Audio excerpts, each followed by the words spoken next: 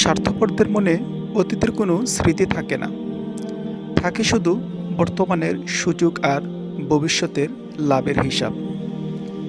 তারা সবসময় নিজেদের স্বার্থ উদ্ধারে ব্যস্ত থাকে, অপরের কথা চিন্তা করে না।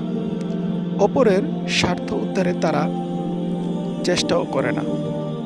তারা সবসময় নিজেদের স্বার্থের জন্য কাজ করে থাকে।